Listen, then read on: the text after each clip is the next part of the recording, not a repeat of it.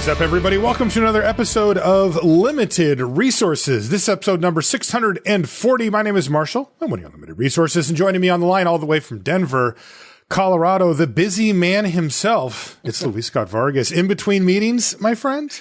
Yeah, I was able to pencil you in. I've got time to do a nice one-on-one, and then we can review our action steps from there. The funny part is I'm exactly in the same spot. I'm doing the meetings for tech rehearsals and stuff for the set championship coming up on the weekend. So you and I both are kind of wedging the show in between here, but we cleared off an hour and we're good to go. We're going to do a little overrated, underrated, properly rated for Kamigawa Neon Dynasty. And that means we're going to go over a whole bunch of cards and kind of figure out where we're at on them right now, where they fit in the format, whether you should be valuing them a little higher, perhaps a little lower, or if things are kind of right where they should be for those cards. Before we get into all that, let's talk about our sponsors. ChannelFireball.com is the first one. Make sure you head over there for really anything you need. In fact, TCG related in many ways. You know, you can get Pokemon and Flesh and Blood and stuff over there as well. But of course, you can get really anything magical. If you are looking for singles, they've got a marketplace there now, which means that smaller sellers can sign up and their product will show up in your searches. So when you look, you can actually choose between which sellers you want and also which condition, which price, which shipping speed, which review, whatever it is that you feel is the most important to you, you get more choice thanks to the Channel Fireball marketplace when it comes to singles. So make sure you check that out if you haven't been over to CFB in a while. That's relatively new. It's been a few months now, but that's a thing. You could, of course, also get sealed product, Kamigawa Neon Dynasty on sale over there right now in various forms. Make sure that if you do pick up a booster box that you get the draft ones. You don't want to be drafting collector boosters. That doesn't lead to a great play experience. Also, CFB Pro, if you're looking to level up your game and you want that premium content from some of the best players in the world teaching you how to play all the different formats, limited, all the constructeds, everything, CFB Pro is where you want to go. It's very affordable to get, and we highly recommend checking it out. If you do end up picking up anything over at CFB, if you use the affiliate code LR at checkout, it helps us out, and we do appreciate it. The show is also brought to you by FTX. This is the regulated, safe way for you to buy, sell, trade digital assets. And by regulated, what I mean is that they play nice, right? For example, for US customers is ftx.us. And that means that any regulations that come down from the government about these things, they have to adhere to, and they will.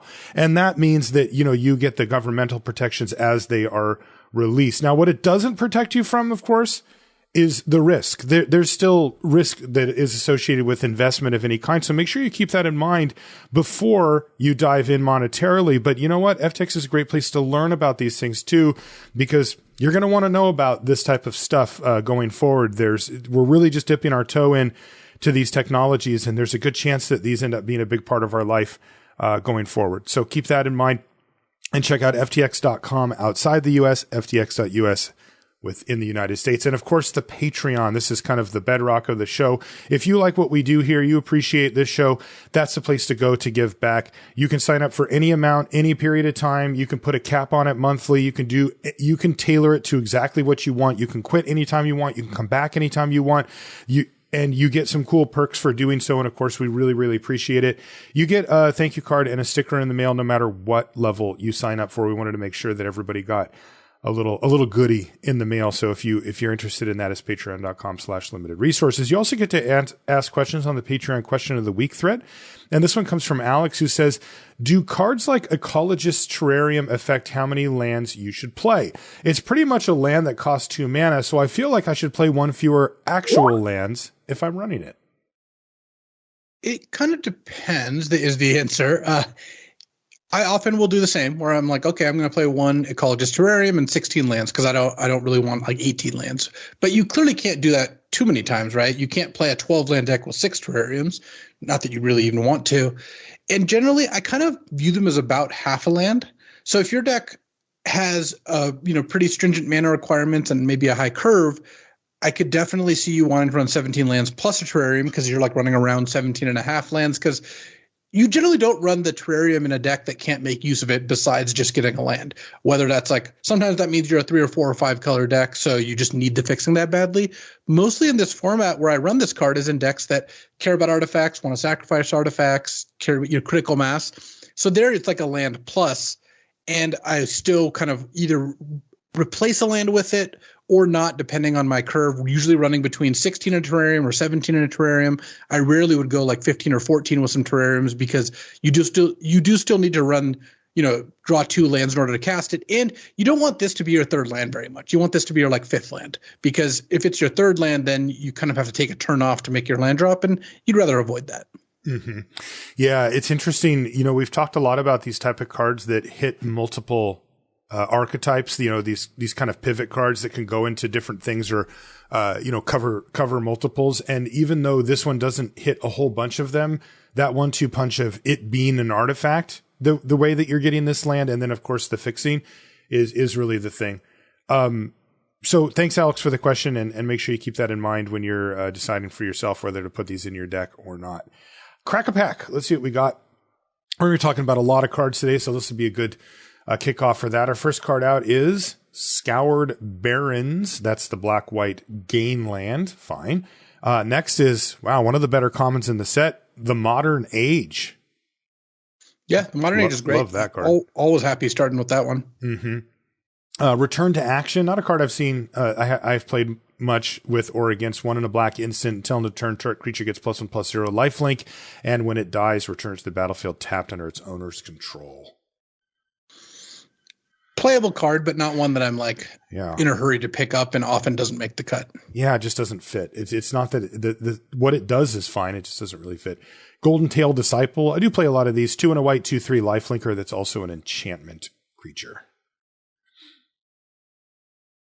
This card I expected to be a little better, partially because Ancestors Chosen, in the last set was fairly strong. Mm-hmm. But Golden Tail Disciple, if you need enchantments or have good ways to buff lifelinkers, it's fine. But it's, again, not just one of those kind of like filler level cards. Total C, but I mean, I'm talking like right in the middle of C. Like it actually sees play for me. Dramatist Puppet. This is the 4-mana 2/4. When it enters the battlefield, for each kind of counter on target permanent, put another counter of that kind or remove one from it. I have not found this card to be playable. You already need to have a counter on a thing to make it work. And there's some cute stuff you can do with it, but the 4-mana 2/4 part of it is a big cost to pay. And I haven't been interested in the puppet at all. Nah. Lethal. I have not seen this card cast. Yeah, exactly. So Lethal Exploit, that's the 1 in a black instant target creature gets -2/2 until end of turn. It gets an additional -1/1 for each creature you control that is modified as you cast it. It's a good removal spell. It's performed a little lower than my expectation. Agreed. I mean, going in, like, Lethal Exploit looks close to Modern Age, and it's just not close. Modern Age is much, much better. Mm-hmm. Yeah, Lethal Exploit, it turns out, and this is an interesting thing to keep in mind when you try to evaluate formats from a big picture, is why is Lethal Exploit not good, right? You might ask yourself, or I'm not saying it's not good. Why is it not as good as we thought? Or maybe another question would be, why is it not as good as it would normally be, right? Instant speed removal that even scales a little bit certainly can net you a mana advantage. It also can win combat. If you block a 5/5 with your 4/4, you can win combat with it. So it really is a good flexible little spell, and it even has that upside with the modified stuff. And you got to ask yourself that. And, it becomes obvious when you play the format a bunch, right? And this format, as we mentioned before, is in many ways about 2-for-1s, right? It's about cards that generate multiple cards worth of value for one card. And even though 1-for-1 removal is still part of the equation for that, which is why we still pick this card and play it, the reason why we deprioritize it is because it's not a 2-for-1. And if you are finding yourself in a battle where your opponent's playing a bunch of sagas, and then you're trying to 1-for-1 with the creature side of the saga to try to keep up with them, you will find yourself falling very, very far behind very quickly. So these type of cards their ceiling for the most part is 1-for-1 removal. You can get a 2-for-1 out of Lethal Exploit. It is an instant. But generally speaking, the ceiling is that, they just go down a little bit. Again, you don't want to say, I'm not playing a Lethal Exploit. You just want to say, hey, the Modern Age is where you want to be, not Lethal Exploit. Next is Reckoner Shakedown. This is the 2 in a black sorcery. Target opponent reveals their hand. You may choose an online card from it. If you do, that player discards that card. If you don't, put 2+1/+1 counters on a creature or vehicle you control. I've never played it. No, you just can't spend 3 mana, not affect the board, in terms of the discard, or 3 mana to give 2+1/+1 counters on something is just not that impressive. Yeah, I think that this is a good example too, and Lethal Exploit to a lesser extent, of the fact that the modified deck is kind of interesting in that it's a payoff in and of itself. If you're putting counters and stuff on your creatures, you're already kind of doing things that matter. And so they didn't really push the payoffs that hard. And so you don't need to run cards like this that are just basically like, in half the time or some percentage of the time, I'm going to modify my creature. It's like, well, you don't really need to do that. Aki Ronin is next. That's a 1 and a red 1/3. Whenever Samurai or Warrior you control attacks alone, you can discard a card and draw a card. Pretty mediocre. Yeah. Part of the issue here is it's letting you rummage, right? It's letting you exchange 1 card for 1 card, but you're kind of down a card because you played a 2 mana 1/3 that just doesn't have a big effect on the board. So not a card I'm really interested in. Unlike Imperial Oath, our next card, this is potentially the best common in the set, if not there, at least close. 5 and a white, 3 sorcery, makes 3/2/2 white samurais with vigilance, and you get to scry 3. And cards like this are also why the removal is less impressive, because do you want to be on the side of the person casting, 3-for-1 spells or sagas that give you multiple effects and then a creature, or the one casting 1-for-1 removal? And the answer is you should be on the Imperial Oath side. So this is where I am at so far in this pack. Yeah, and this is a good example for the Lethal Exploit, right? It's like if your opponent casts Imperial Oath and you're staring down at Lethal Exploit, it's very apparent why Lethal Exploit isn't, an all-star in the format. Greater Tanuki, love this card too. 4GG, 6/5 Trampler. That is an enchantment, and you can channel it for 2 and a green to go get a land from your library, put it on the battlefield tapped. Greater Tanuki is fine. It's not as good as maybe it looks, especially if your mind is used to like Crows and Tusker, which is a 2-for-1, which has been reprinted a couple times, Because when you use this as a land, it's not very good because you spent 3 mana to go get a land tapped. And when you cast it, it's fine. It's a 6 mana, 6/5 trample. So it's a good card in multicolor decks, especially when you have enchantment synergies, but it doesn't really hold a candle to Imperial Oath. Right. The thing that I really love about it is that there's no inconsistency with the way you play it. If you're playing a ramp deck, particularly one that wants to splash around or, play 4 colors or whatever, then 3 mana to ramp at instant speed is just fine. That's just the price you have to pay. But if you draw it after you've done that, you generally can play it as a pretty powerful 6/5 Trampler. I mean, that thing's no joke. Like, you play that on the board and it's probably the biggest creature. Trample helps close the game out as well. And I really like the design of that. You're not getting a great deal on either side, but they are perfectly in line with each other.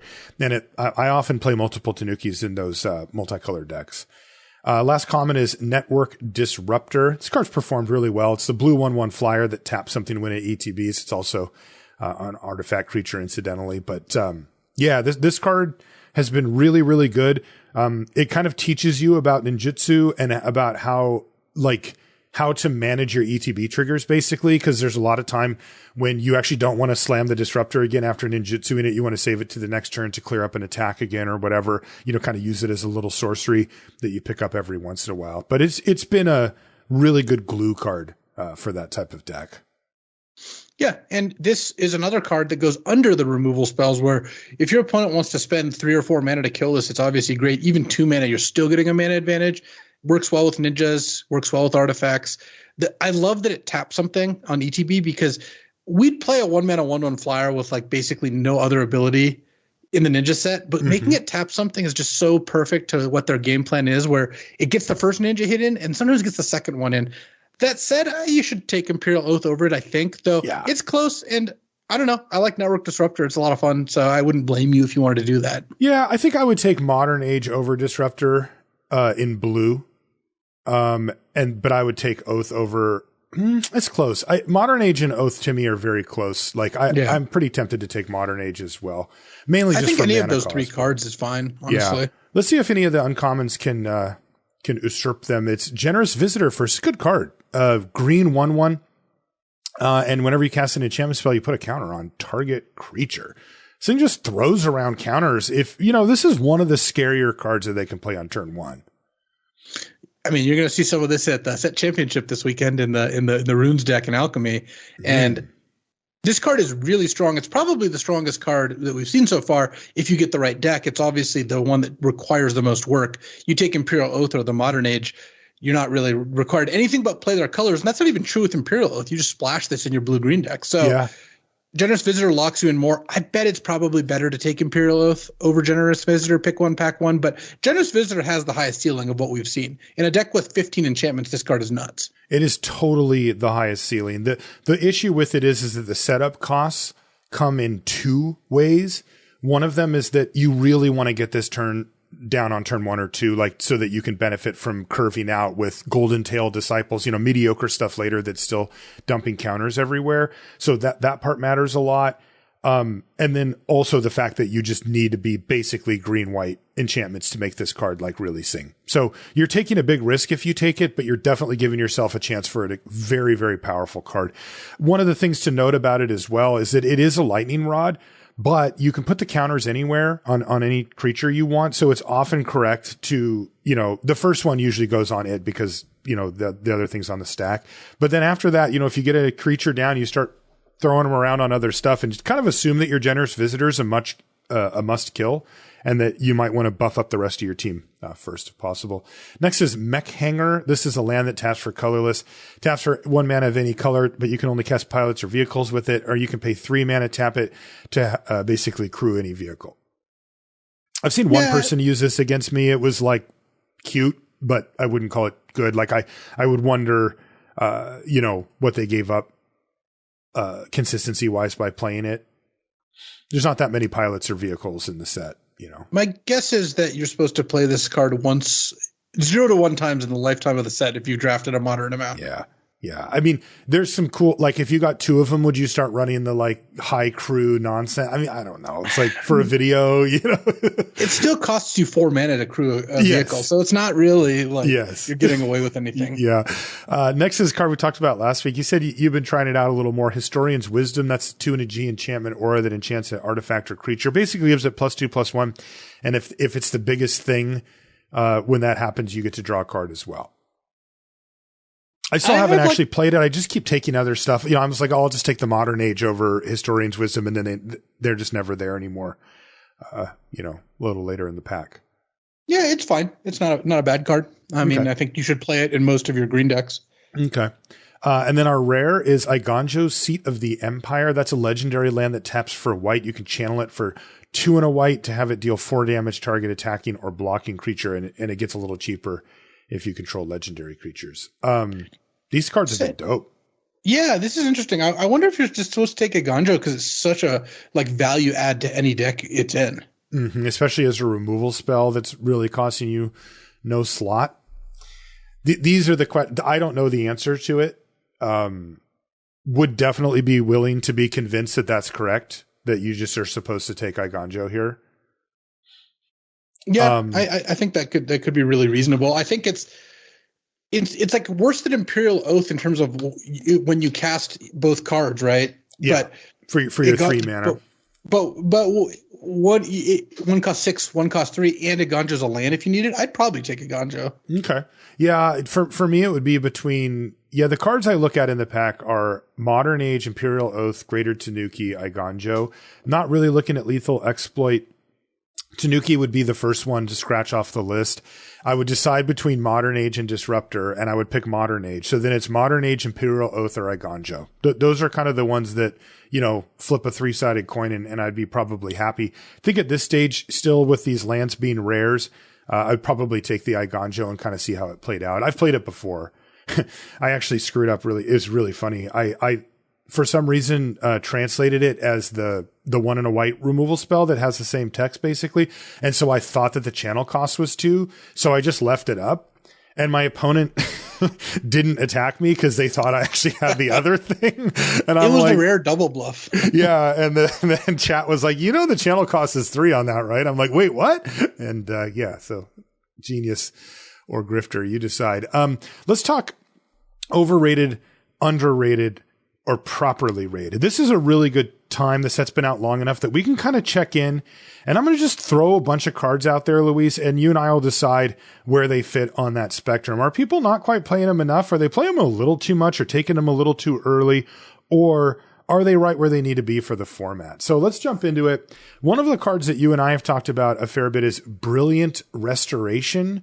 And, that's the quadruple white 7-drop that brings back all your artifacts and enchantments from the yard. Overrated, underrated, or properly rated? I think in general, this card's probably properly rated. Where most people who draft a lot are at is if you have the deck for it, this card can be a powerful finisher. I've seen it be good. Mm-hmm. I've had it be good, but most of the time you can kind of ignore it. Mm-hmm. Yeah. I mean, it's clearly a heavy build around, right? And make no mistake, I think when we get to the 7 mana spot, a lot of times we kind of just write off the mana cost as like, well, I'll have it by then, whatever. Right. And quadruple white actually is still hard to get. Even when you get to 7 mana, there's still a decent chance that you can't cast the spell. So the setup cost is monumental, I would say, for this card. But like you said, if you set it up properly, it can be a decent payoff. I would say it's overrated a little bit right now. I think it's not worth it. Like unless you pick it up pack 3 and you're already in the deck and you can kind of throw it in and you're heavy white and it all fits together, it's fine. But I first picked it numerous times just trying to see, okay, can I make this thing like amazing? And it was powerful, but I didn't automatically win when I cast it. So I have it as overrated by a little bit.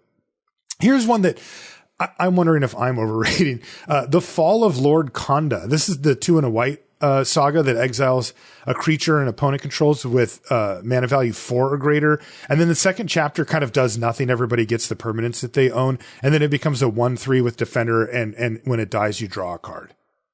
Where are you at on Fall? I actually think this card's a little overrated too. I've had the experience of just this card not hitting enough times that I'm starting to think it's not great. It's still good. Mm-hmm. I will still play the card. In fact, I'll pick it and play it most of the time I see it. But this is very far from unconditional removal, and the condition is one that often your opponent doesn't meet. I actually remember watching you playing the showdown and playing against Lord Tupperware, and he just slammed, like he was a blue-green ramp deck, and you had this in your opening hand, yes. And I'm like, oh, this is going to be good. And they just slammed down Harmonious Emergence and a 3-cost creature and another 3-cost creature, and all of a sudden it's like, wait, this card's not doing anything. It's even spending 4 and 5 mana on cards, but like it's just not cards that can be hit by this. Right. And when it does pop off, you're like, wow, that felt really strong. Just a good exile's really great too. But then you get the little 1/3 and it's like they can just kind of not let you cash that in for a card for a while. So I'm going to call Fall of Lord Konda a little bit overrated. Also, it's got to be in the Hall of Fame for cards that the second one just is off a cliff, right? Like the first one, I'm with you. I'm still playing it. It's still hard removal and it still can be a 2-for-1 or maybe even a little better than that. But the second Fall of Lord Konda, I'm not even looking at it. Farewell. Farewell is properly rated as a bomb. One of the best cards in the set. It's Plague Wind. Yes. It kills all of their creatures. Because look, worst case scenario, it kills everything. And that's already good. Mm-hmm. When you can just wipe everything, we're talking all their sagas, all the random artifacts, the graveyards if you want, all creatures.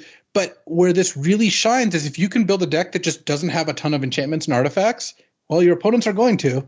And, you sit there and you've got 2 beefy creatures in play that aren't enchantments. You're playing against the enchantment deck and you're like, all right, exile all enchantments. All of a sudden, their 3 creatures all die. Mm-hmm. So I've had that happen on the other side, and I'm just going, are you serious right now? Like they literally just killed me that turn. Yeah, Farewell properly rated as an absolute bomb. Okay, what about the shrines? I'll call it maybe the shrines deck or just the shrines in general. People love to go for these things. There's definitely kind of a achievement unlocked vibe around the shrines, or maybe getting 2 of them or even more on the battlefield and kind of going off with the shrines and setting them up and stuff. Are they overrated, underrated, or properly rated?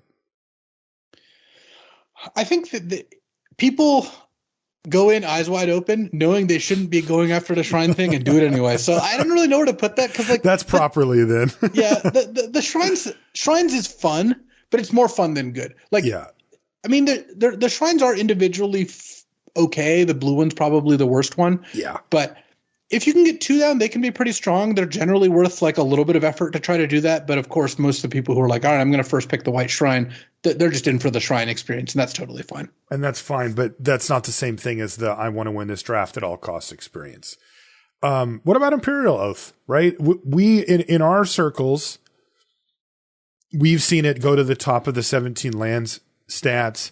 We've seen it really just perform well. I mean, when you get to that 6 mana and you slam this card, you feel warm and safe. You feel like, you set up your next turn. Oftentimes it's Imperial Oath into another 1 or a 6 drop because of the Scry 3.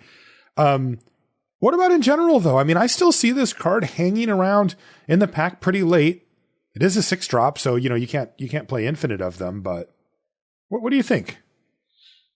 I think the card's probably still a little underrated. It just doesn't jump off the page as this is the best common. And my guess is people who aren't following very closely are often are more likely to underestimate it than properly rate it or overestimate it. Yeah, that's where I'm at too. Slightly underrated still, but it'll get there. What about Acquisition Octopus? This is a card I was really excited about when we read it on the set review. The reconfigure cost was low enough at only 2, even though it didn't give you a stat bump. But maybe a little overrated. I have only hit or gotten hit by it maybe just a handful of times, and it felt really clunky every time.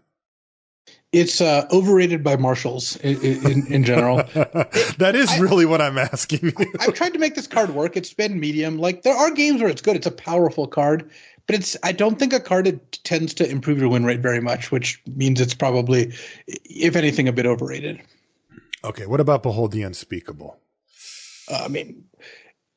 I would say it's properly rated because I don't see anyone ever pass it, which is what should happen. It's just card is just absurd. Every time my opponent casts this, I feel like I'm going to lose, and every time I cast it, I feel like I'm going to win. I know, it's so sweet. This is one of my favorite limited cards for sure. Like this is a Pantheon level, value bomb that you drop on your opponent. It's so sweet when it comes down, and then you don't die, and then you have decisions to make, and then.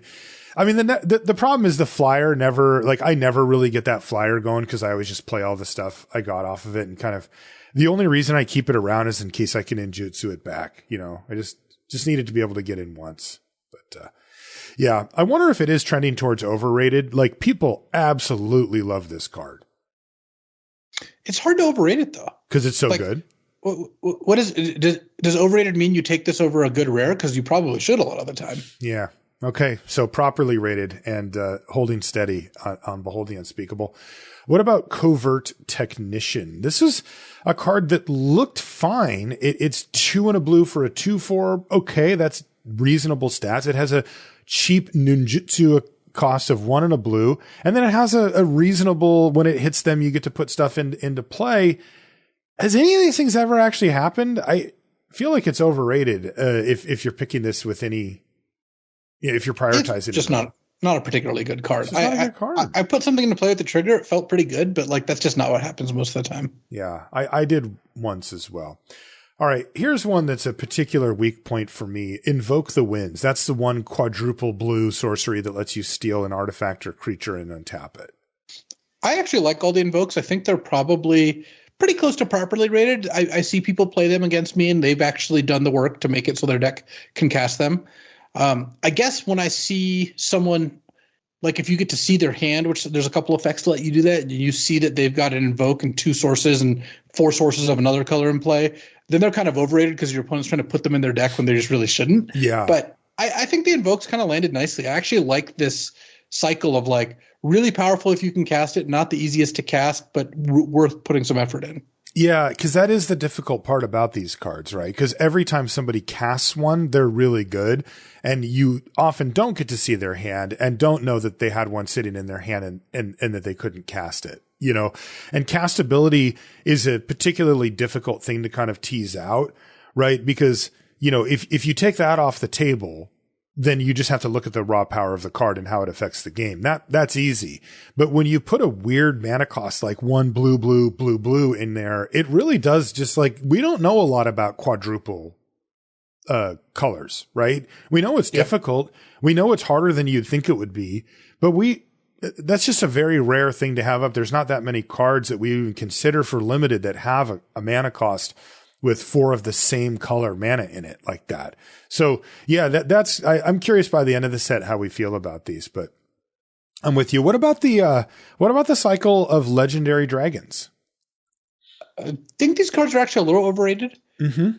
They are. It's They're similar to really Behold, great, but like in the sense that if you should probably always first pick one. I'm not saying you shouldn't, but you can definitely lose when you've cast them, and I bet you should probably take something like Behold over like the red one, for example, the flaming sausage. So I think that in general, these cards are very strong, and you should take them appropriately early, but they're not the end all be all. And there's a lot of ways to answer them in this format. I think there's also a shortcut that us limited players use, right? Oh, Mythic Dragon, A+ bomb no matter what.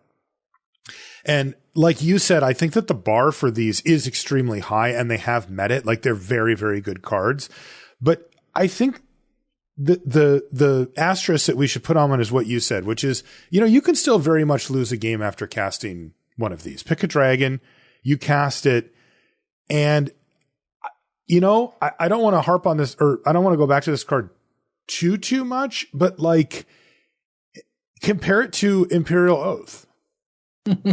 Right? Like, take the blue one, Kyrie the Swirling Sky, 4 blue, 6/6 flying ward 3. Which one would you rather have? Well, I'd rather have Kyrie, right? This card's, it has these 2 abilities. It's a better card, but not always, right? And like, it's actually a discussion to put it up against Imperial Oath. And it's like, when you put it that way, yes, it is one of the better commons, but that is a common that has the same mana value as Kyrie the Swirling Sky. And it's in the discussion. It really is. And that to me is a bar that makes you go, okay, these dragons are great. Take them, play them, pick them early, get excited about them. But these are not Titans, right? These are not the type of cards that where you're just like, well, okay, fine, the game's over. This is stupid. They have some play to them. Okay. I don't really want to do this, Luis, but Moonsnare Specialist? Overrated. Bam. I knew you were going to say that. Well, going in, you were like, I'm going to take this card, above the rest of the blue commons because look at it. It's a Manowar with like ninja upside of, awesome. Uh-huh. It's worse than Modern Age, and it's worse than Network Disruptor. These are facts. The numbers don't lie. I didn't want to do this. The listeners better appreciate this because I did not want to put this card on the list, and I knew Luis was going to say this, and I also know that he's right, and it hurts. I don't relish it. What I do? You do relish. You're loving this. He sits up in his chair. The smile comes out. Oh, yeah. He's so stoked. Yeah, I mean, it's still good. It's still a bread and butter common. It's still one that you want. It still affects the game. But yeah, I mean, it gets edged out by a couple of the other commons, which I didn't think was going to happen. Yeah, I mean, I think it's still quite good. It's still in the upper tier of commons. I still haven't got to the point where I'm like cutting them from my deck or whatever. Right. But right. Definitely a very surprise, like an upset that the enablers and the Modern Age are actually a little bit better. So yeah, to me, what happens, the thing that I think it's still close to being right there. I think the thing that knocks it off is, again, when I look back in a couple of years and you go, hey, remember Kamigawa Neon Dynasty? Which one was that? The sagas that turn into creatures. That's what defines this format for me. And when you have that happening and your opponent's playing a couple of sagas and then they flip over into a creature and you're staring at your Moonsnare Specialist, you're like, I don't want to return that to your hand. Like, you just get to get back on the value train for another ride around the track. Like, I'm not doing that.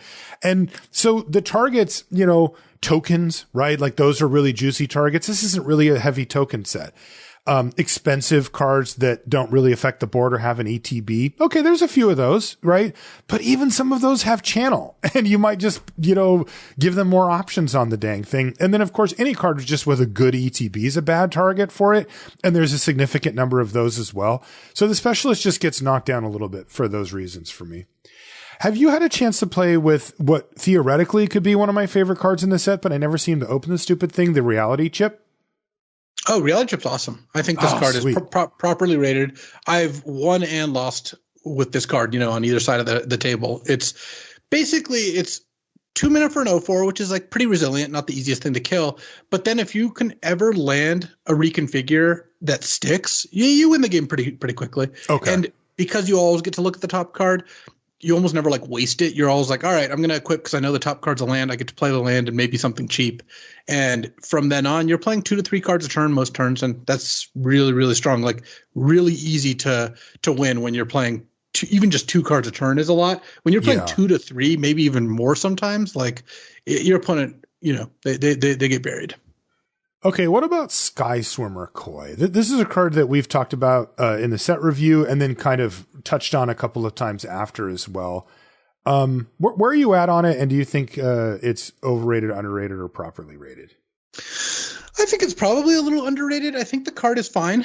I don't think it's great, but it's got some decent combos, like Containment Construct works really nicely with the Koi, and then when you just need a flyer, like some decks are, really soft to flyers. I've had plenty of times where I just didn't start this because it didn't look like it fit in my like blue-greenish ramp, multicolor deck.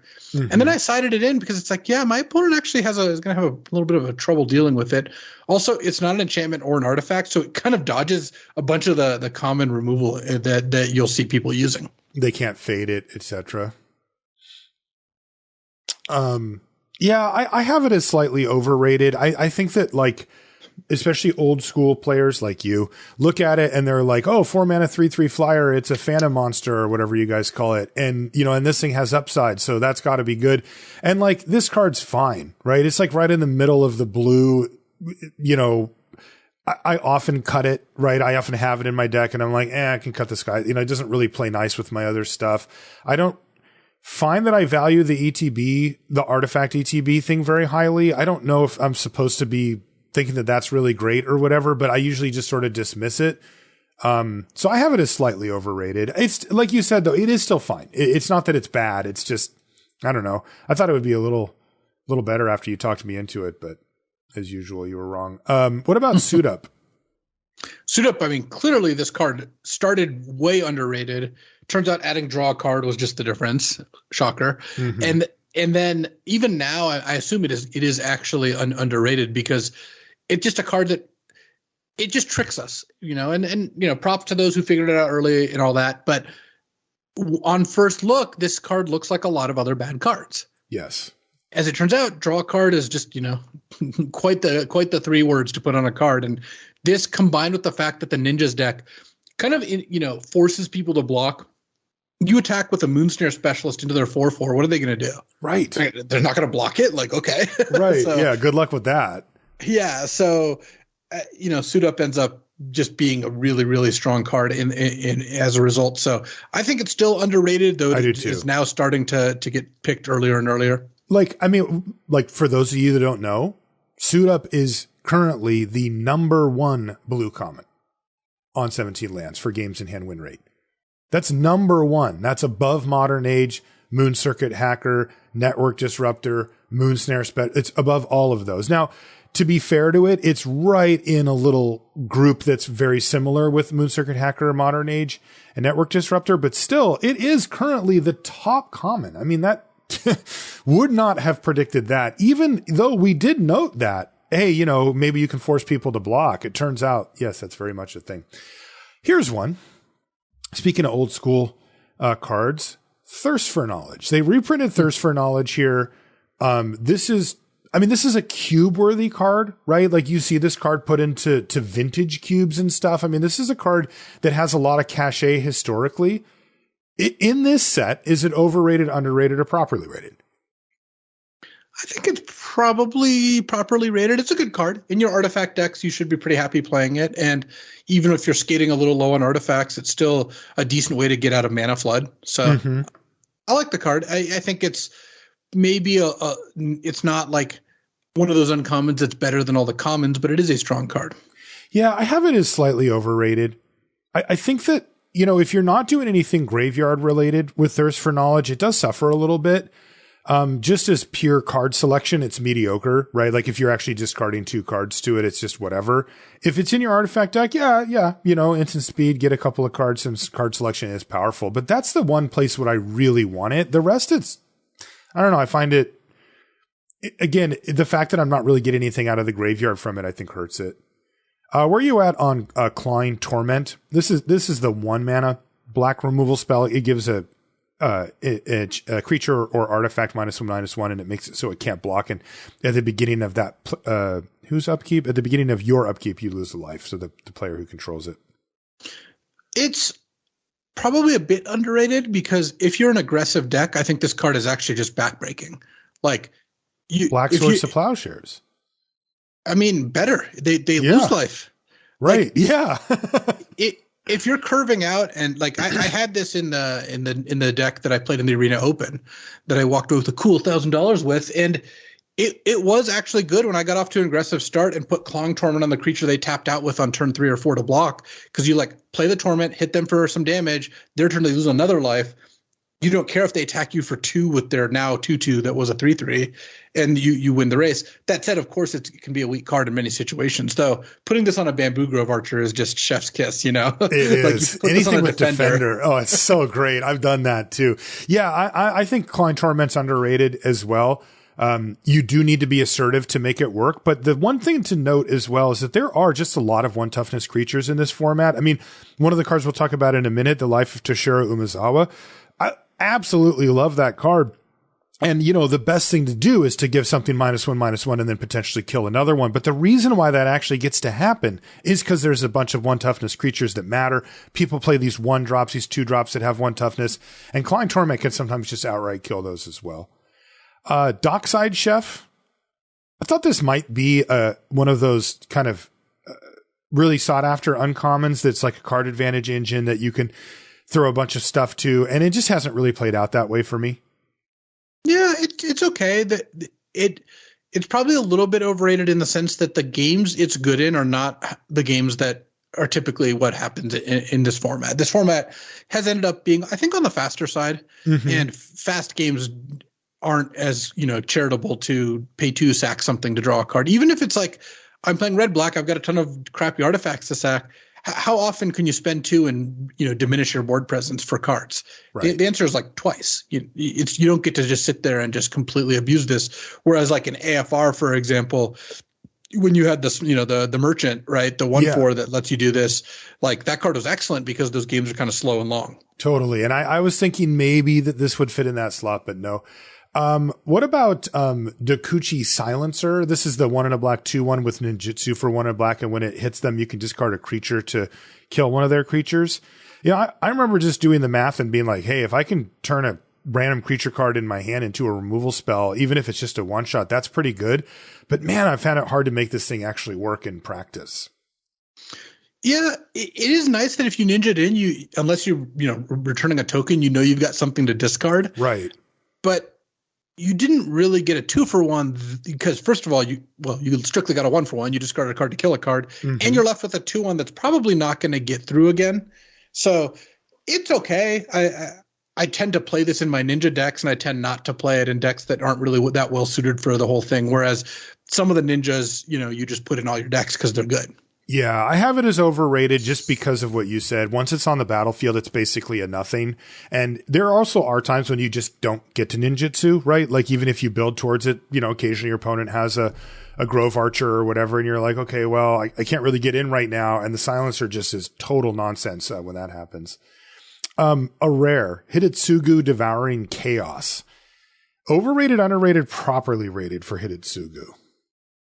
I've seen people really play this guy like a fiddle and been like, wow, okay, you're really going for it, where they like play black, sack creature, bottom, pay a black, sacrifice creature, bottom, and then activate it on their upkeep or whatever. And I'm like, oh, okay, you're doing it. You know, I'm taking 6 or whatever. But I've also just seen people just basically flip as many times as they could and just sort of get value off of it.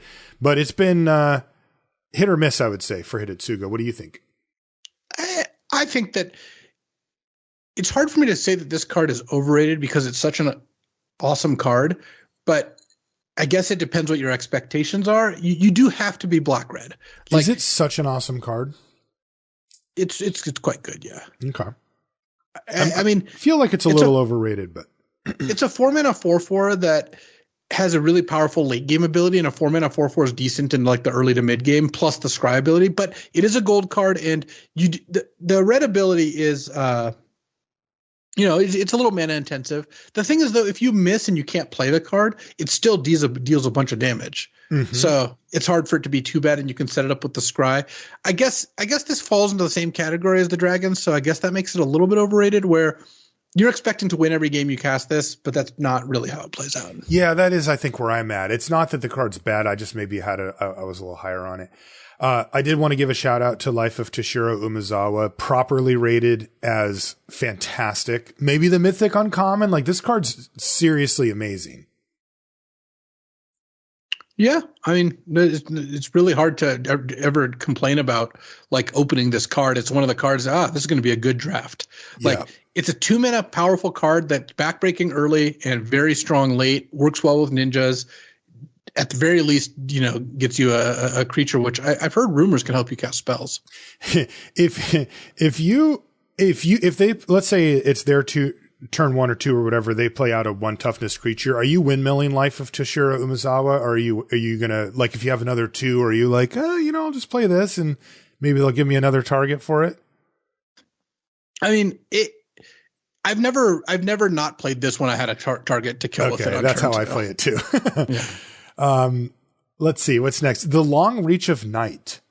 Underrated, overrated, or properly rated? Definitely underrated. This card is very good. It's awesome. It is unfortunate that it was bugged on Arena for a while. Like, what was the bug? Okay, so you remember in the set review, I was like, I read it and I'm like, oh, if they have no creatures, they don't have to discard. Yeah. Well, Arena didn't let you do that. It was Arena made you discard if you had no creatures, which is not correct. Okay, yeah, it's fixed now. If they don't have creatures, just nothing happens. Yeah. I also don't know why it's even templated that way. Yeah, why is that? That seemed weird. But I'm not interested in trying to figure it out. Guess that. To be honest. Yeah, fair. But yeah, no, this card's underrated. It's very good. It just, all the sagas are good. It's just what it turns out. Yeah, and to me, this is one of the better ones because this one is a 3-for-1 rather than just a 2-for-1 most of the time. So there you go. That one I don't want to talk. What about Nezumi Blade Blesser? This is just a bread and butter common. It's a 2 and a black 3/2, but it gets Death Touch if you have an artifact and Menace if you have an enchantment. I assume this is properly rated at. You should probably not play this most of the time, but you can put it in your deck sometimes. Okay, then I think it might be slightly overrated because I do see this on the battlefield all the time. You shouldn't see it all the time. Yeah, it's just I feel like I do. What about Virus Beetle? 1 and a black 1/1 when it ETBs, they discard a card and it's also an artifact. Oh, well, initially I would say this was underrated because it ended up being basically the best black common. Mm-hmm. But at this point, I feel like people have kind of gotten the memo. So it's funny because it's the kind of card that just does enough little things right. And when when the whole metagame of the format, the pace of the format, the other interactions of the format are right, something like this being the best is really cool.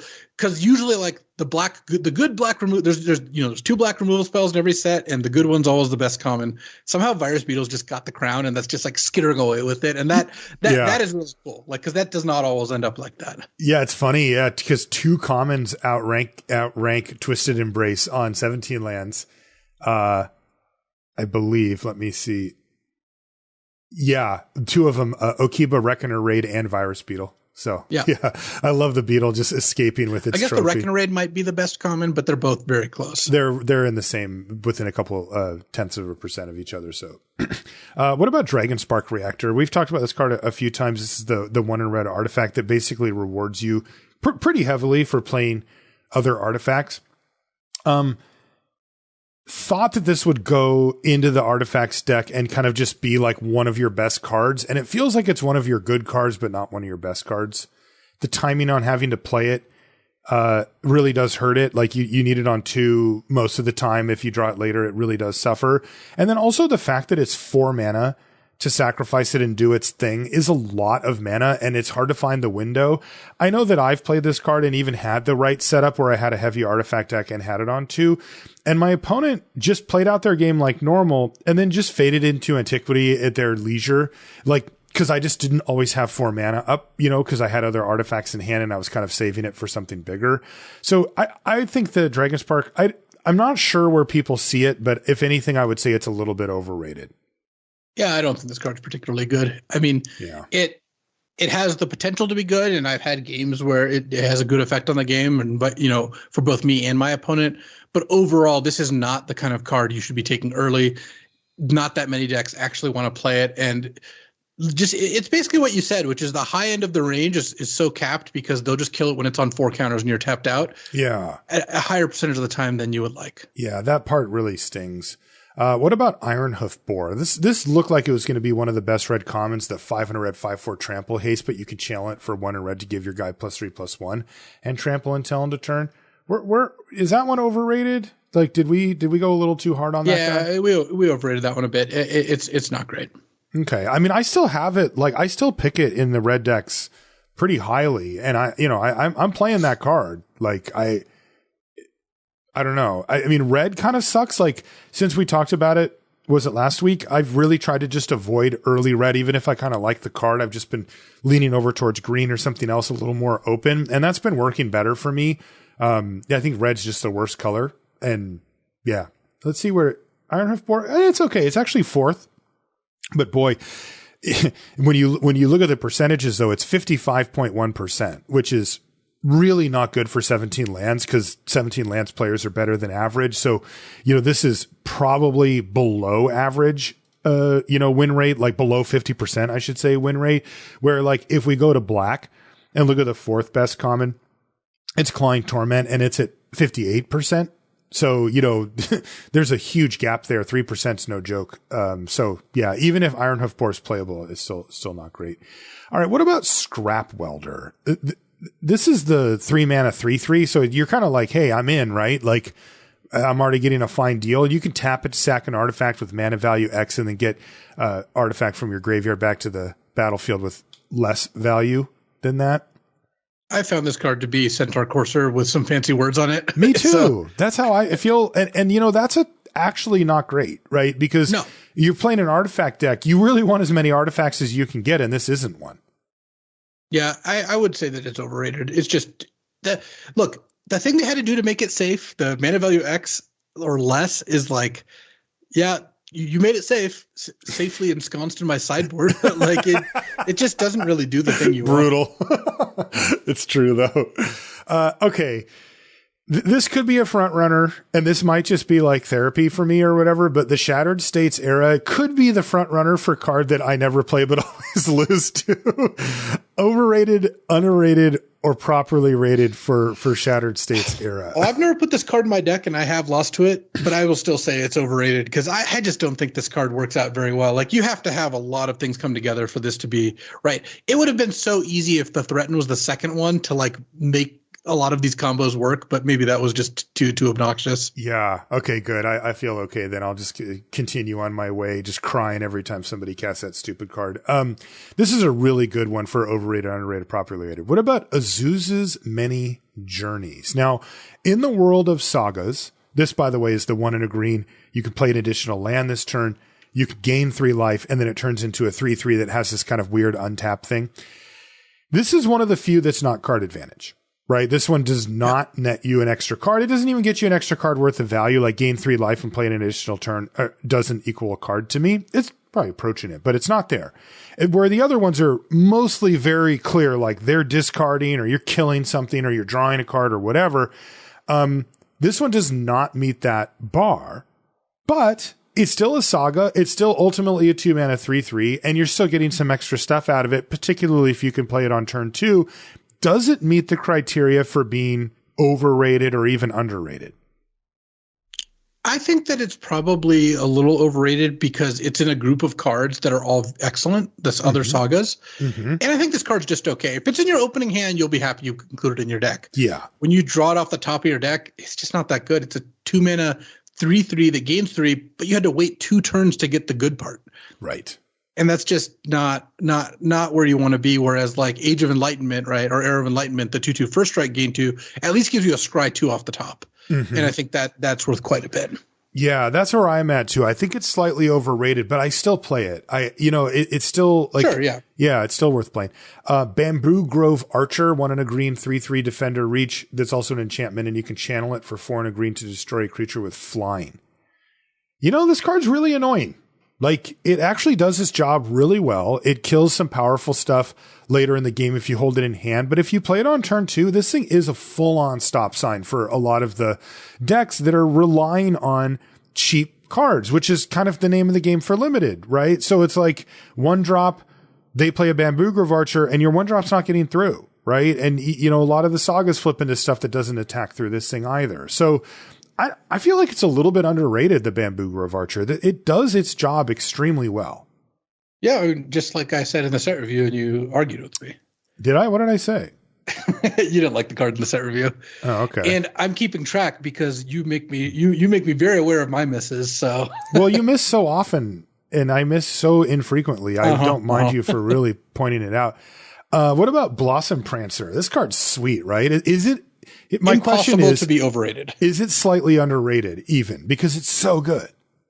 It is impossible for this card to be overrated. It is so good. Yes. So is it underrated though?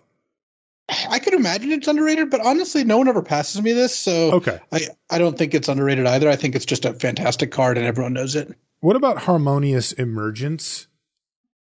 The one that makes your land into a 4/5 with vigilance and I think haste. This card is underrated for sure. We certainly underrated it. Like I've come around on it. It's just you know, we joked about Charging Monster, but it's actually closer to that than not. And as a result, I think Harmonious Emergence is underrated. Yeah, and they did a really good job of you know, adding that extra clause that just means like you're not going to lose your land, right? And that's, you know, that really matters. The risk is so high if you lose your land, but if you're, you know, not that you can't, you still can. Exiles and stuff still does happen, but it does mitigate that a lot.